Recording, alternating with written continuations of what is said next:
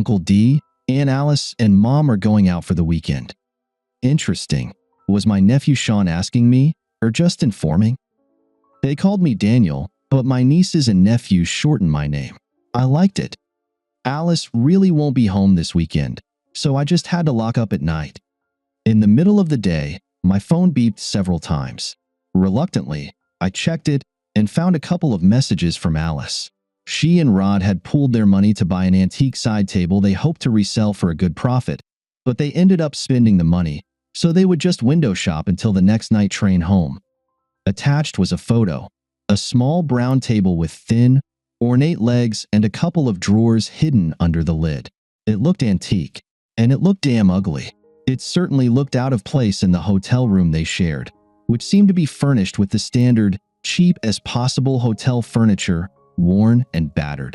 More interesting were the 19th century town clock visible through the window, and what looked like Morris dancers in the square in front of them.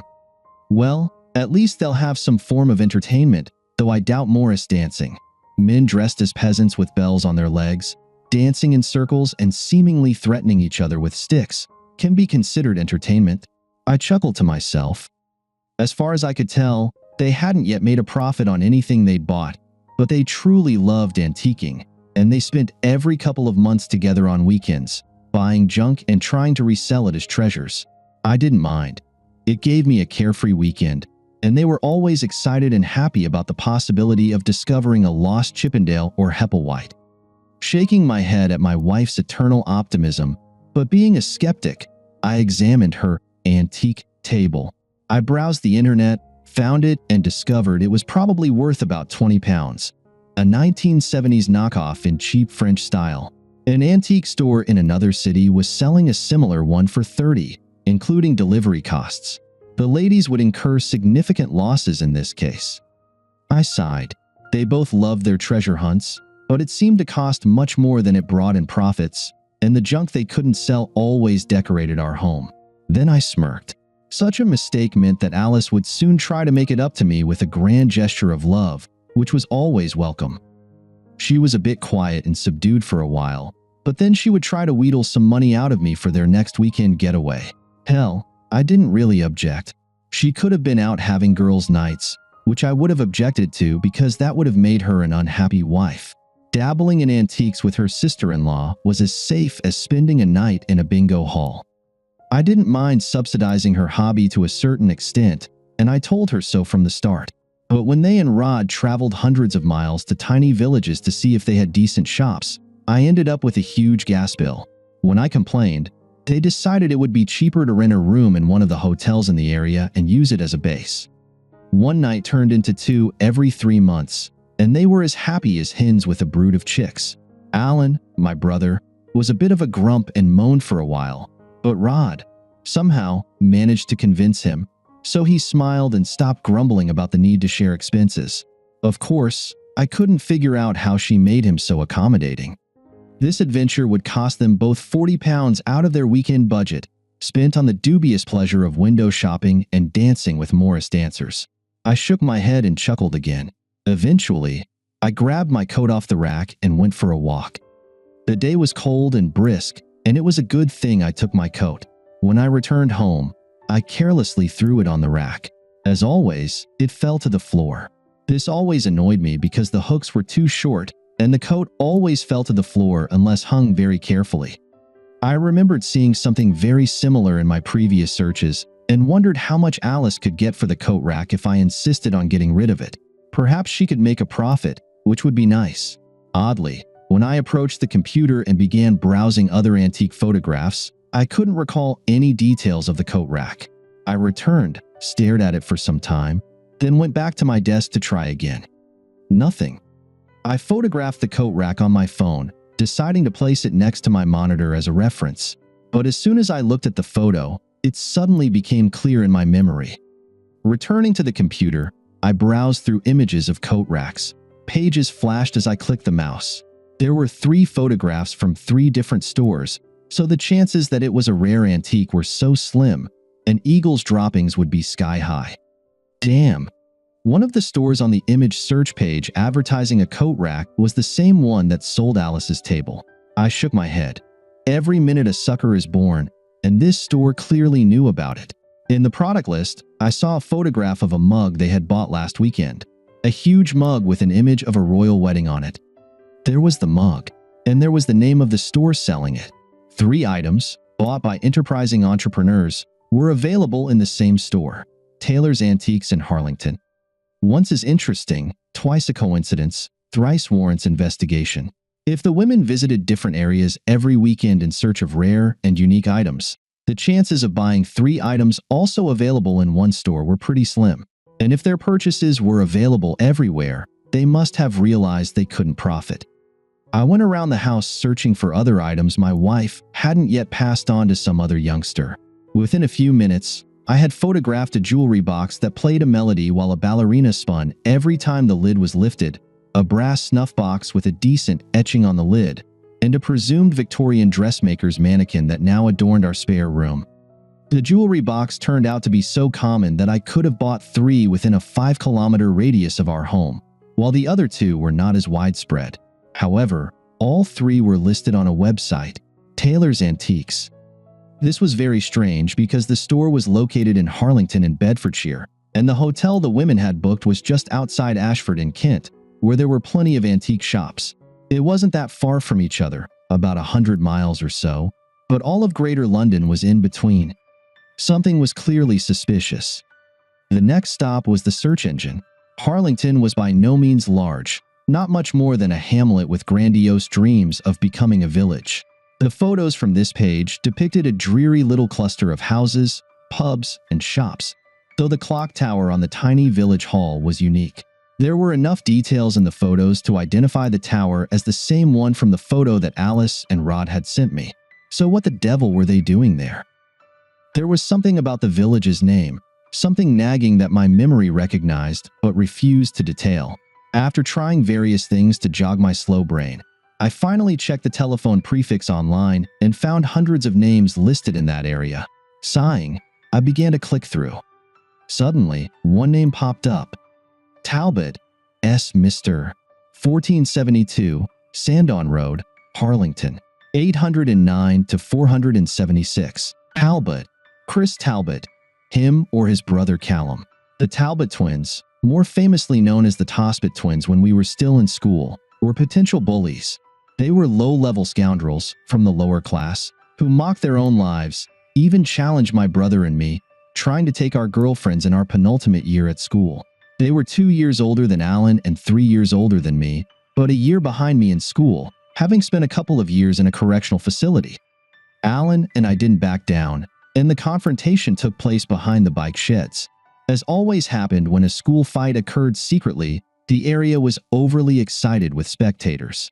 The Tossbots treated it like some kind of championship fight and seemed to emulate Rocky Balboa, shadowboxing, and running in small circles. Alan and I just watched them from the other end of the open square in the center of the crowd. We had a plan, and behaving like sugar-high 5-year-olds wasn't part of it. The 2 girls at the center of this chaos were among a group of girls on the side, in a neutral zone between the 2 factions, which was disappointing. It would have been slightly more encouraging to know that they at least supported our side. The twins were big, with sturdy homegrown muscles, pumped from years of forced labor on their stepfather's farm. So when they attacked, we smartly pulled out cricket bats we had hidden in the bushes, and after we swung a couple of times, they no longer wanted to fight. I wasn't a fool. I sold telecommunications equipment, mostly to government agencies, which definitely knew what they wanted. Essentially, all they really needed was someone to hold their hands while they signed contracts, which didn't require great intellect. No, I wasn't an intellectual, but I could figure out what was going on. The pattern was quite simple. I thought for a moment, then called my brother. After some discussion, Alan agreed with my conclusions. Our wives had been cheating on us with the Talbots for a couple of years. My older brother was furious. However, my feelings perplexed me. I was angry with Alice for her infidelity, especially since she regularly interacted with idiots who were so far beneath her in class and quality, but I was not suffering. I was hurt, but not devastated, and I felt deep disappointment in her choices, but not despair. I no longer felt like playing online games, and since the rain had stopped, I decided to walk to the store and bought a pint of milk instead. I found myself staring at the beer shelves, craving a liter or two of Newcastle's finest brown ale. Unfortunately, I returned home to have a cup of tea and some chocolate snacks, lost in my thoughts. I was astonished when my phone rang.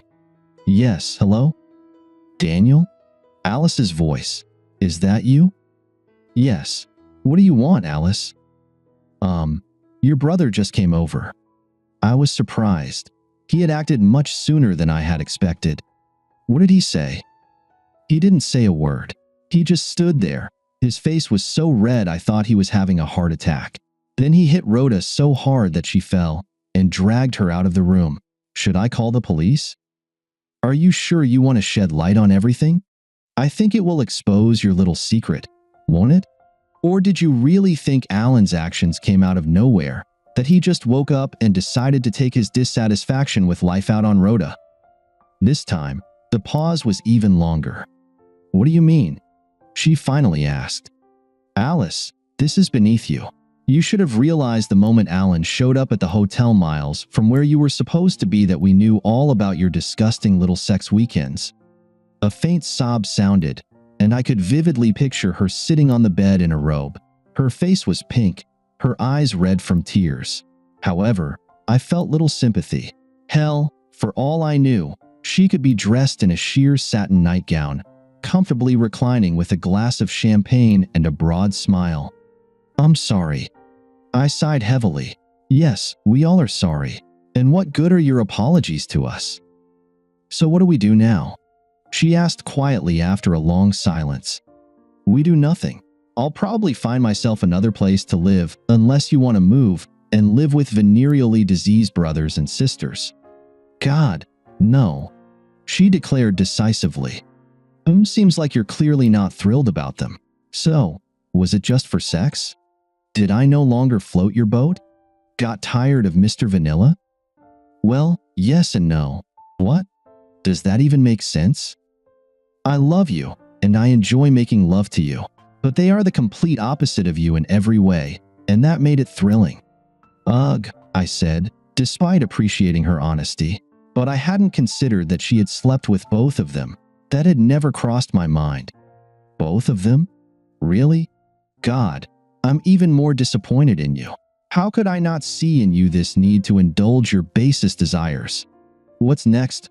Are you going to go out and steal or hurt animals and people? Oh, come on, Daniel. I admit I cheated on you, but it was just sex. I don't deserve this. I'm not that bad. I think you're quite bad. You gleefully went and cheated, which is a primitive desire. It's the caveman part of your brain screaming, I want this, so I will have it, no matter what. Deception, theft, or bullying. These are all driven by the primitive brain. That's why we don't do them. We've built civilization to try and curb this. It also means that someone who does these things is underdeveloped. They lack enough empathy to be civilized.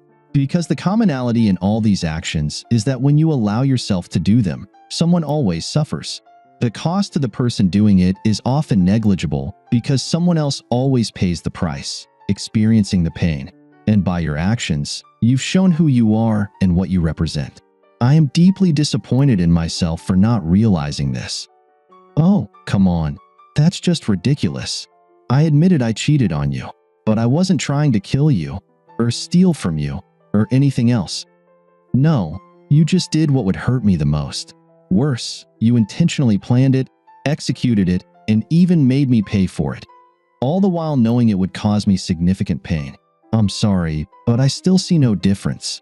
And if you think there's a lesser degree of pain in this situation that gives you any reprieve, then you're even further down the path toward that primitive brain than I thought. Daniel, I never thought you would find out. I didn't mean to hurt you. I love you. You keep saying that, and maybe it's true, but you still did it cheerfully and with malice. You never once tried to shield me from that cave woman inside you. Actually, I'm probably demeaning Stone Age people by saying that. Primate brain sounds more appropriate. Not to me, she said sadly. At this point, I'm married to an undeveloped creature in human form. Stop that. It's not fair. You're just trying to hurt me. It's the fight or flight reflex, Alice, I said casually. It's another part of the basic brain. except this part tries to defend and survive when it's attacked. I'm not attacking you. I never meant. How do you think I should react, learning that every 3 months you're having threesomes with your daughter-in-law and amusingly making me pay with pain and money for the privilege of being cuckolded? Or when I realize that you point me in one direction while sneaking off in another to cover your lowest urges? Or when I figured out that you're buying junk from the same store around the corner and pretending you found it in various places on your antiquing trips? Did you really imagine I would keep ignoring all this? Or did you assume I wouldn't care and might even be glad you finally satisfied that primal beast inside you? No, no matter how you look at it, you attacked me. I didn't do it. I didn't think about any of that. I thought you'd never find out, so I never considered any of those questions. It never occurred to me that you were paying for my deceit. It was just part of our budget. How did you find out about this? And why are you talking like this? I've never heard you talk like this. Where is this coming from? Common sense, Alice. Your instincts brought you back to the primal basics, while mine helped me evolve to something better. Now, knowing this, is there any reason you can think of why we should stay together with me as a primate? I can't imagine keeping you as a pet. What if you regress further? Now she was crying heavily. You're being so terrible, she sobbed. I wish you would just slap me like Alan did to Rhoda. I probably deserve that. But this is just cruel. It's all logic. Any cruelty you feel is just a reaction to my perspective. I'm sorry Alan hit Rhoda. That's not my way. But it was your way. You fought for me back in school. You fought and you won me over. It was thrilling. So, her words took my breath away for a moment. I should have kept fighting to keep you from cheating? That's it? Well, no, but it meant so much. It meant you loved me more than anything or anyone else. Then let me ask you this. Who did you fight for me? There was a long silence as she realized the untenable position she had put herself in. I'm sorry, Daniel. I'm so sorry. She hung up the phone. I didn't call back. Maybe I didn't love her as much as I thought. Perhaps being together as long as we had meant rubbing the gold sheen to a patina, though I expect that happens with most couples.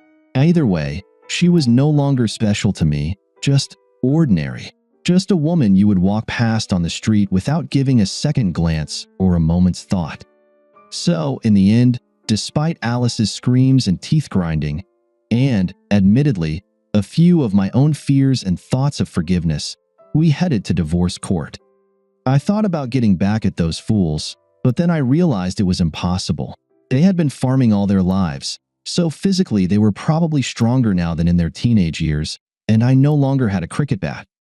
More importantly, a closer look at the maps revealed that their crops were probably mostly mud, and the farmhouse they shared with 2 wives and a horde of raggedly dressed children looked more like the remains of a gypsy camp than anything else.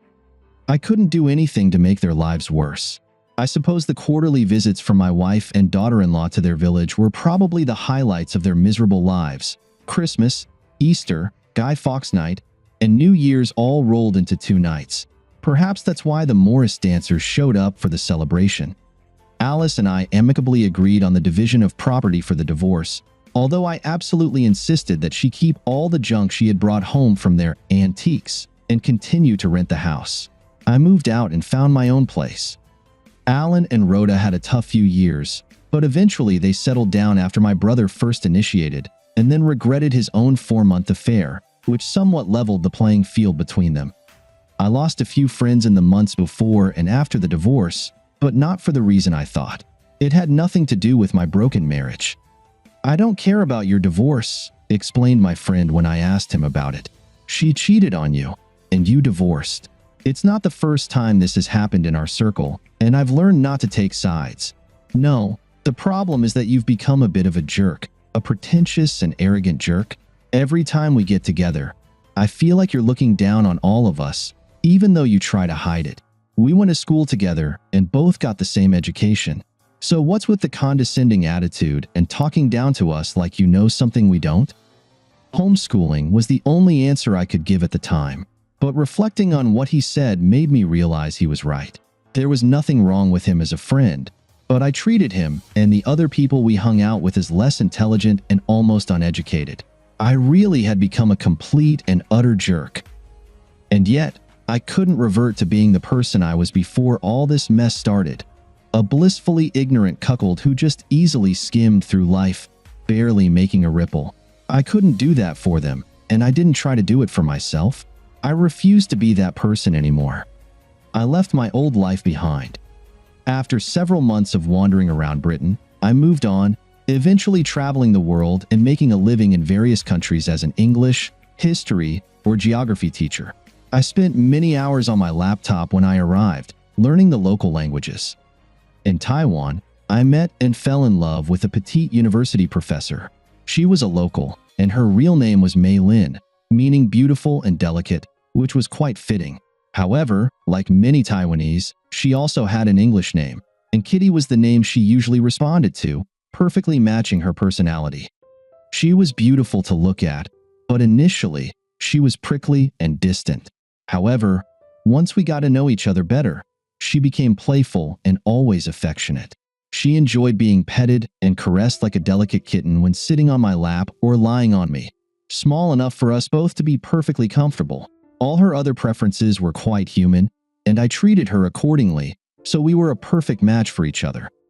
After we got married and moved to Australia, my nieces and nephews, whether alone or together, came to visit us in Sydney whenever they found free time from their vacations.